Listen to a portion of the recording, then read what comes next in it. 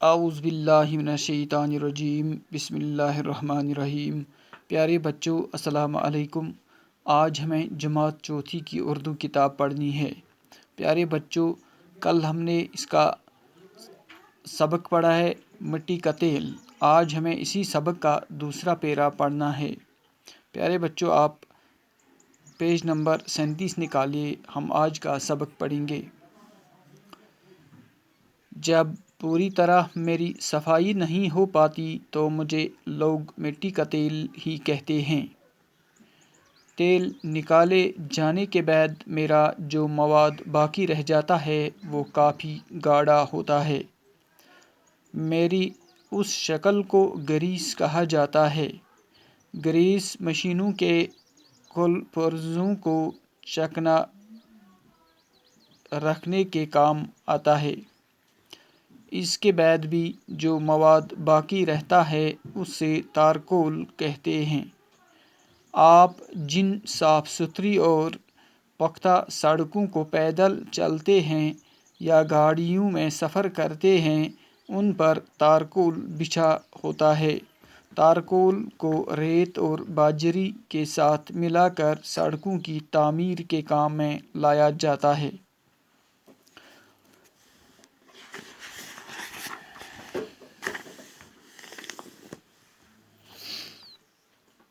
یوں تو میرے وجود کا کوئی بھی حصہ بیکار نہیں ہوتا۔ لیمپ اور لالٹین سے جل کر اندھیرے گھر کو روشن کرتا ہوں۔ اسٹو بھی میرے دم سے چلتا ہے۔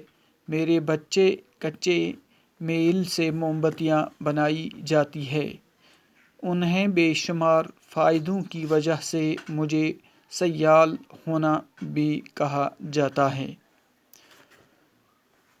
پیارے بچوں،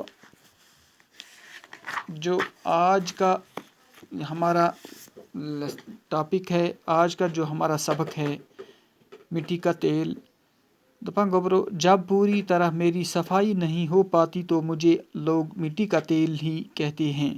دپان یل میں تیل بنان یل کہ پور پٲٹھۍ میں صفائی یوان کرنے کہ زمین تل کڑنے وز یل میں پور پٲٹھۍ صفائی یوان کرنے کی تو پتہ چھس بہ گۄڈٕ چھس پیٹرول چہ شکلہِ منٛز آسان تو تمہِ پتہٕ چھس میٚژ تیٖل چہ شکلہِ منٛز آسان۔ تیل نکالے جانے کے بعد میرا جو مواد باقی رہ جاتا ہے وہ کافی گاڑھا ہوتا ہے۔ دپان میٚژ تیٖل چھِ ونان دپان ییٚلہِ صفٲیی مےٚ چھِ کران تہٕ یہ پتھ کُن مل چھِ بچان یہ زن پتھ کُن گندگی چھِ بچان تو سُہ چھُ واریاہ موٚٹ آسان۔ میری اس شکل کو گریس کہا جاتا ہے تو تتھ شکلہِ چھِ گریس ونان۔ یُس گریس أسۍ گوبرو گاڑٮ۪ن چھِ استعمال کران، باقی مشیٖنن منٛز، باقی کارخانن ہندین شستر پرزن منٛز چھِ استعمال کران۔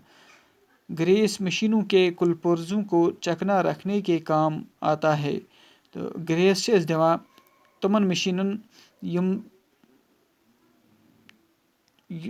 چاہے دوا موٹر آسن یا مشین آسن تمن منٛز چھِ أسۍ یہِ گریس استعمال کران تاکہ امہِ سۭتۍ چھِنہٕ شسترس زنگ ہیکان لگِتھ کینٛہہ تو شستر چھِ پنٕنۍ کٲم ہیکان آرام سان کٔرِتھ۔ اس کے بعد بھی جو مواد باقی رہتا ہے اس سے تارکول کہتے ہیں۔ تم پتہٕ یُس ہسا بیاکھ مواد روزان چھُ پتھ کُن تتھ سۭتۍ چھِ تارکول بنان۔ آپ جن صاف ستھری اور پختہ سڑکوں پر پیدل چلتے ہیں، یمن صاف ستھرٕ تہٕ سڑکن پٮ۪ٹھ تُہۍ پیدل پکان چھُو یا گاڑیوں میں سفر کرتے ہیں یا گاڑین منٛز چھُو تُہۍ سفر کران ان پر تارکول بچھا ہوتا ہے۔ تمن سڑکن چھِ تم چھِ تیلی صاف آسان، تیلی چھِ تم واریاہ مضبوط آسان، تمن چھِ آسان یہ تارکول پیومُت۔ تارکول کو ریت اور باجری کے ساتھ ملا کر سڑکوں کی تعمیر کے کام میں لایا جاتا ہے۔ تارکول چھُ گوبرو ریت سیٚکہِ تہٕ باجرِ سۭتۍ رلٲیِتھ یوان سڑکن بچھاونہٕ تہٕ سڑکن ہٕنٛز تعمیٖر چھِ یوان عملہِ منٛز اننہٕ۔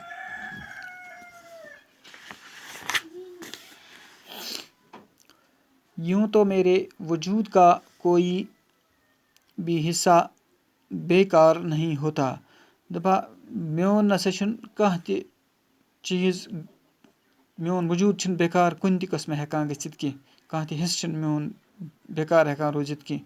लैंप और लालटीन से जलकर अंधेरे घर को रोशन करता हूँ. लैंपस तो लालटीनस मज येले हसा मे जालान छ बह हसा छुस अंगेटुक घर रोशन करान. स्टोव भी मेरे दम से चलता है.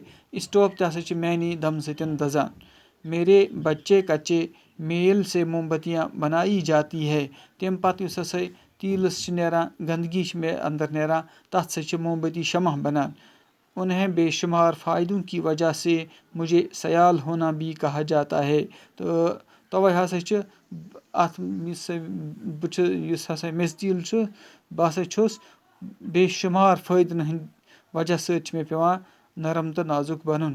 تہٕ مےٚ ہسا چھُ پرٛٮ۪تھ کُنہِ کارخانس منٛز پرٛٮ۪تھ کُنہِ کانٛہہ چیٖز گاڑِ ٲسِن جہاز ٲسِن یُس تہِ کانٛہہ چیٖز سُہ ہسا چھُ میانہِ سۭتۍ پکان. کارخان تانۍ چھُ میانہِ سۭتۍ پکان. بیٚیہِ ہسا چھُس بہٕ لایٹ دِوان. لالٹیٖن منٛز یُس بہٕ زالان چھِ انگٔٹس منٛز چھُس بہٕ لایٹ فراہم کران. گوٚبروٗ یہِ اوس سون أزیُک سبق مٹی کا تیل.